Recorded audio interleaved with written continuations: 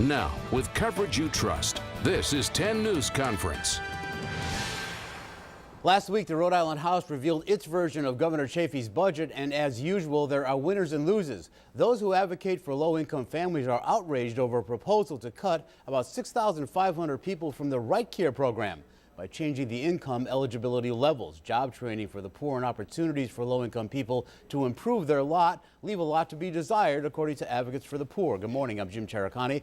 Our political reporter Bill Rapley is off this week. Our guests on 10 News Conference are Kate Brewster, the executive director of the Economic Progress Institute, and Linda Katz, the policy director for the institute. It used to be called the Poverty Institute. Thanks for joining us this morning. Glad to be here. Well, let's talk about this proposal to cut about 6,500 people from the Right Care program. You guys are obviously upset about that. Who came up with this idea to cut it? Well, it first surfaced, Jim, when the House released its budget last Tuesday night. The governor had proposed keeping those parents in Right Care for the year, and we were pretty surprised to see that surface as a proposal. About half of those parents live in families where we've never expected families to pay anything for health insurance. We have in the Right Care program now, some of the families have to pay a monthly premium to be on the program, but that starts at an income level of about $30,000 a year for a family of three. Half of those families half of the parents are in families with income below that level, and we think it's pretty shocking that we're going to expect those parents to come up with any money in their budget to pay for health insurance coverage. From what I read, they're expecting these parents that get cut will be able to buy under the Obamacare insurance, and you're saying what to that? Well, that it's going to be costs they've never incurred before. So as Linda just said, many of them have never paid anything for coverage. They're very poor, and they will be asked to pay a pretty significant monthly premium. Do you know what that? Around $50, I think, for some of the lower income families. $50 a month for the higher income families, which aren't making a lot of money, that's all relative. They'll be asked to pay maybe $20 or $40 more than they're paying now. So currently they pay between $60 and $61 a month. So in addition, they're going to be asked to pay out-of-pocket expenses. So there'll be a maximum of $2,000 a year in co-pays and other expenses that they'll be asked to pay when they go to the doctor. What we do know, Jim, from years of experience with families who are asked to pay premiums already in Right Care, is that approximately 200 people a month fall off of the program because they can't afford to pay. So now we're going to ask poorer people in the program to pay something every month, plus these out-of-pocket expenses, and we're concerned that they won't go to the doctor simply because they can't pay for co-pays and prescriptions. These poorer people you're talking about, you're saying they have to pay a premium of $50 a month or maybe more. Are they working? Yes. Are they the working poor? Right, and so for the people out there watching this who are probably throwing shoes at their televisions and say, come on, you can't afford $50, you say what to that? That we know from their budgets, housing costs eat up more than 50% of people's income to pay for rent.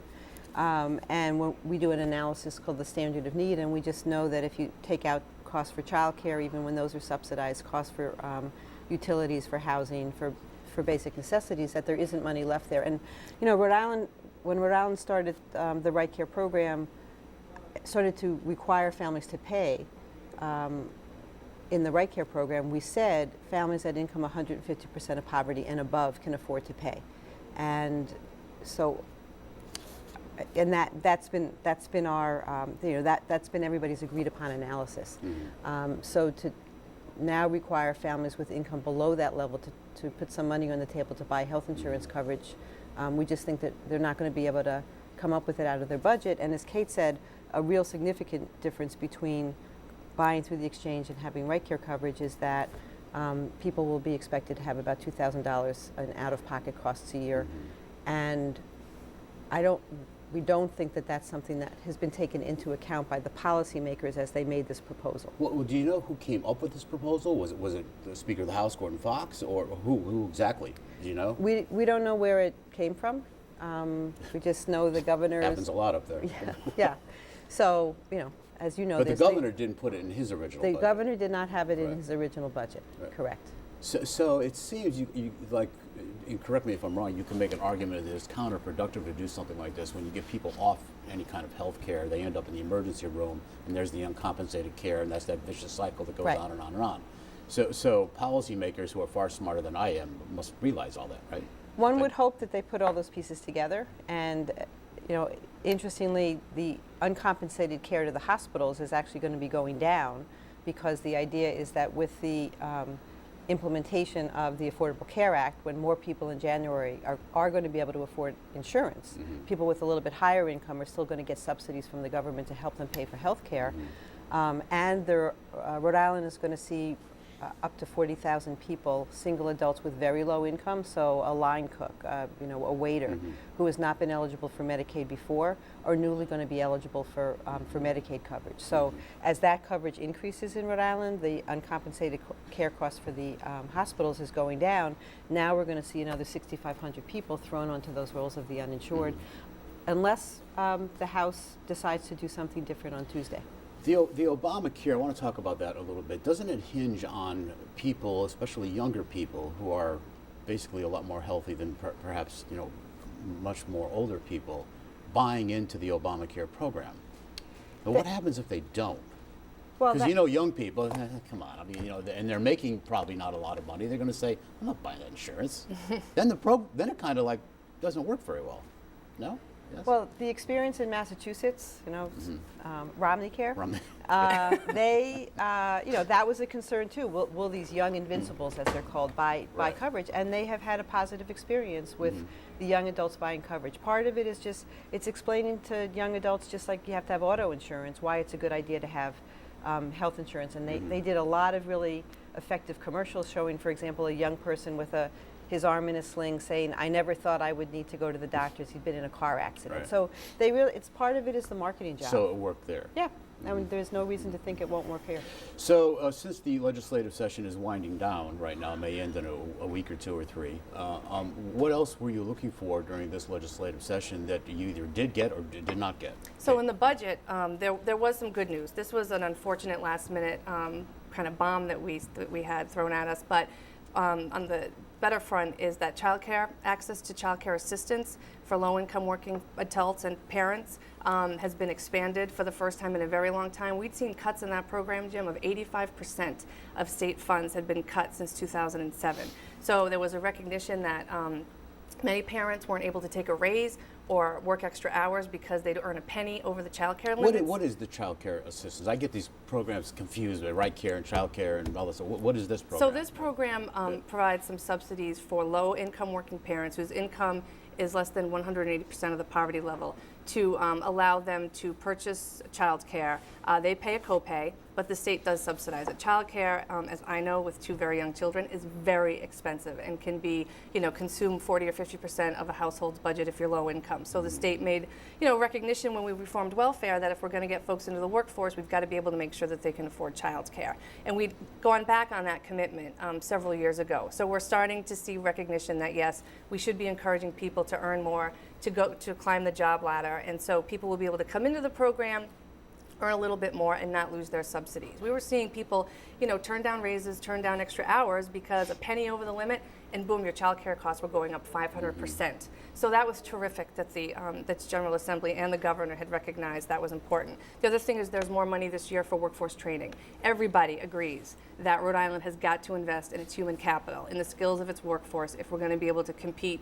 Forget in the global economy, forget in the local economy, but in the global economy. So there was a recognition this year, some general funds were put into the budget to support job training, apprenticeship programs, which is terrific. We're going to talk a little bit more about that in a minute, but we have to take a break. Our guests today are Kate Brewster and Linda Katz from the Economic Progress Institute, and this conference will continue right after this.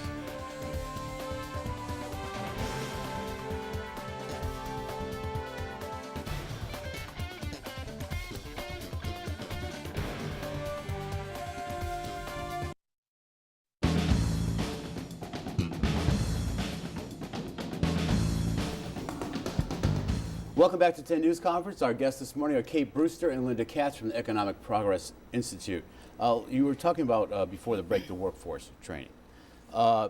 This state is consistently ranked in all kinds of different either magazines or surveys is not a good place to do business. And the last one came out just a few days ago. It's from Ball State University, and they have something called the Center for Business and Economic Research. It's not a biased report. They do for all 50 states.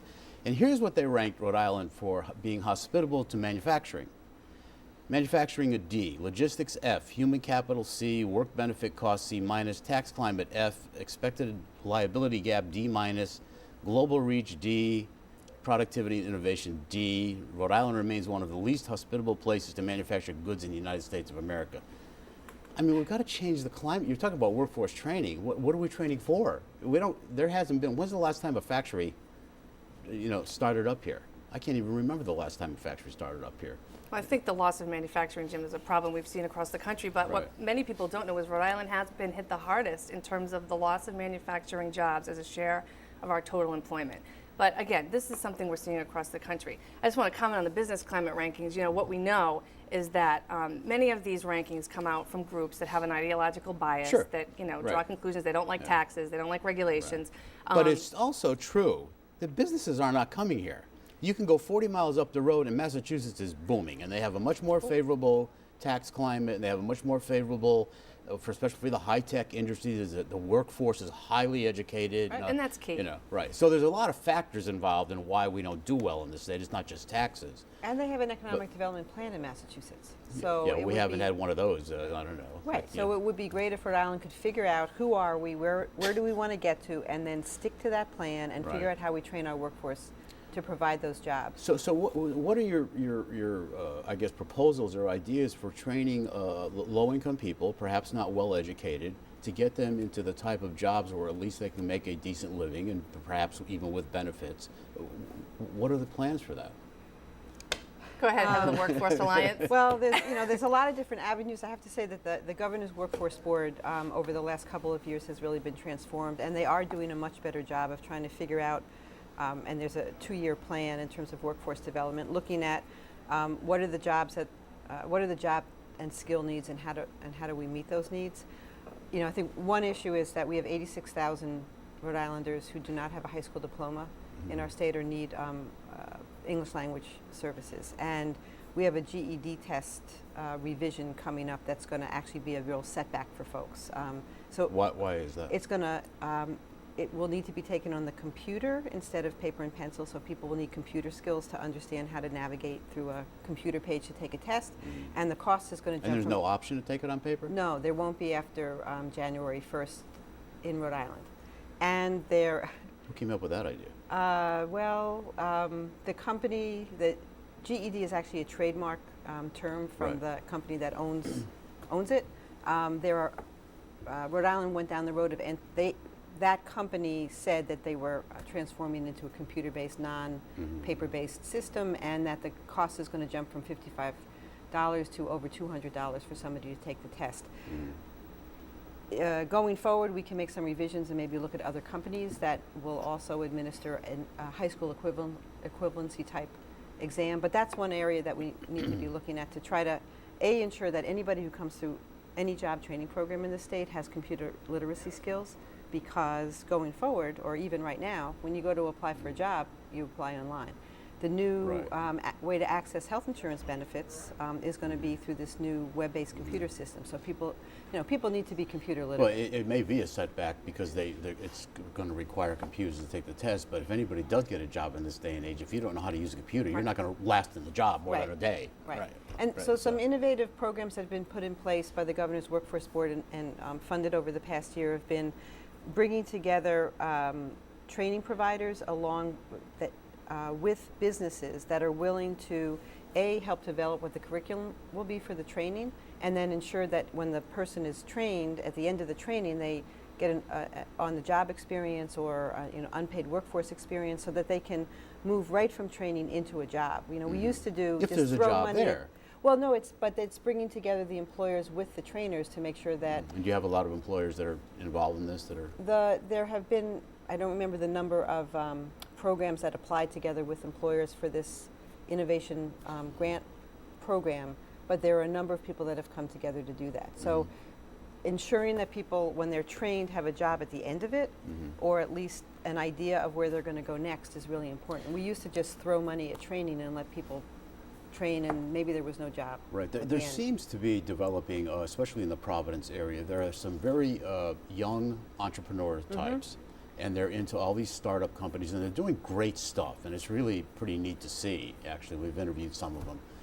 But they're highly educated, and they come from some of the best schools, and they come from either out of state, but they've settled here, and they love Providence, and they want to stay here, and they're doing well.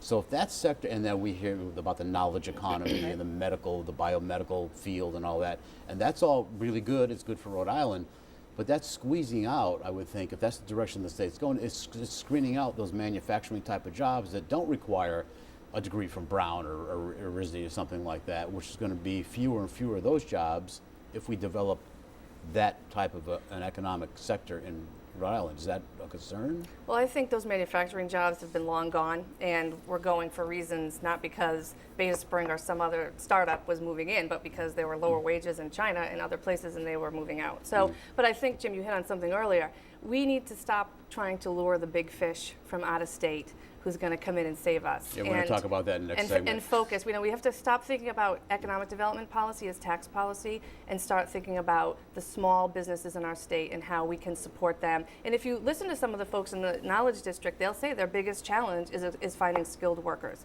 who can do that. So we've got to make a real investment.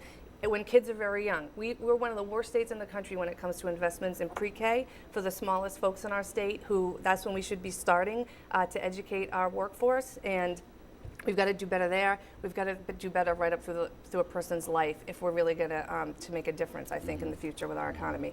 We've got to take another break. Kate Brewster and Linda Katz are our guests this morning from the Economic Progress Institute. 10 News Conference will continue right after this.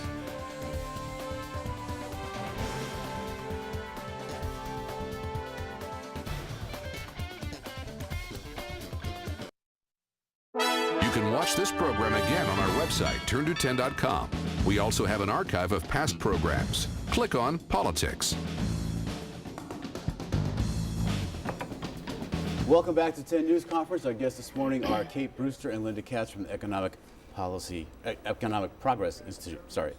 So let's talk about 38 Studios, this fiasco. So this state pretty much got scammed by former Governor Don Carcieri, Speaker of the House Gordon Fox, Keith Stokes, and others by just throwing this down the throats of the General Assembly. It seems that they intentionally did not tell them what it was about, and they knew what it was about, and it all fell apart. And now it's going to potentially cost us huge money, over $100 million.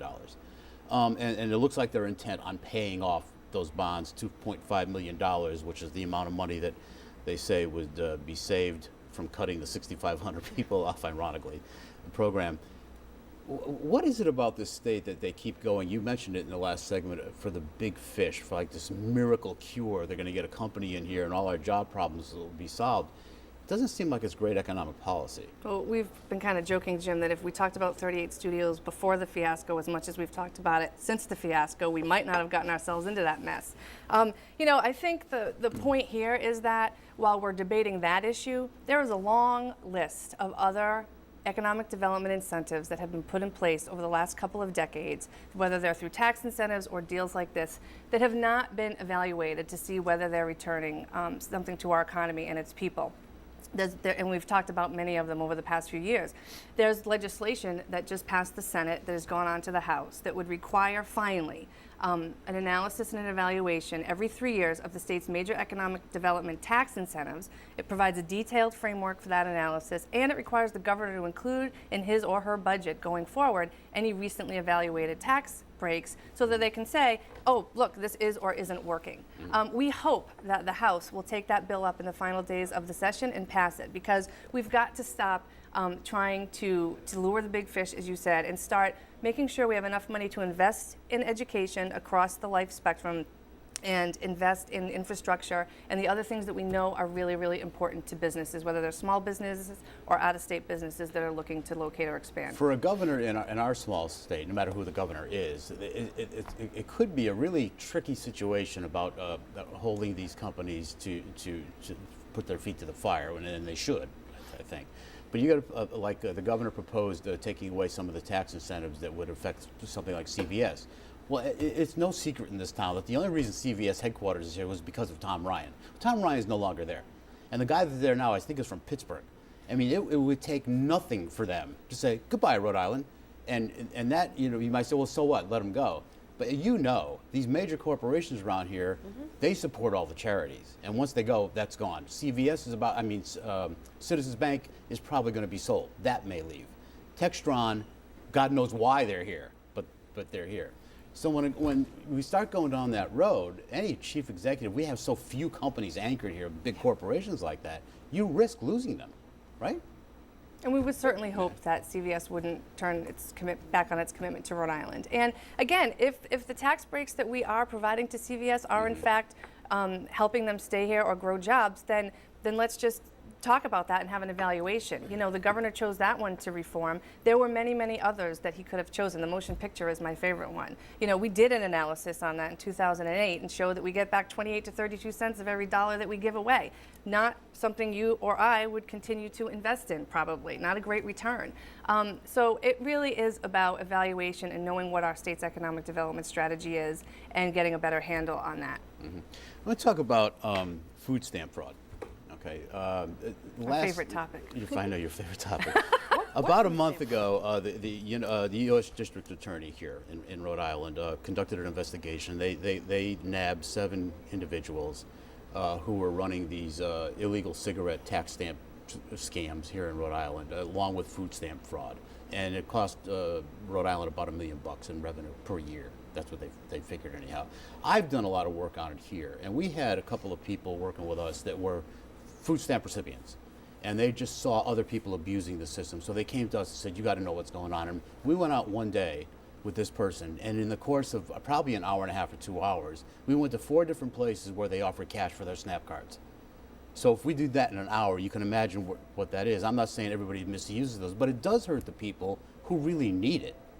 So how do we clean that up? I know Ken Block did this, whatever investigation he did for the state, and Governor Chafee was supposed to do something with that. I haven't heard anything after that. But you know, there is some problem there, and I don't know how widespread it is, but it's certainly out there. So I think it's important to sort of be specific about what we're talking about. So if people are selling their stamps, or if vendors are allowing people to trade in their stamps for cash, Right. or their EBT card for cash, that's wrong. That should be ferreted out, and people who are doing that should be punished for doing that. I think one of the issues with the food stamp is whether it's the federal government or the state government that can come in to prosecute. So no question but that should be followed up on.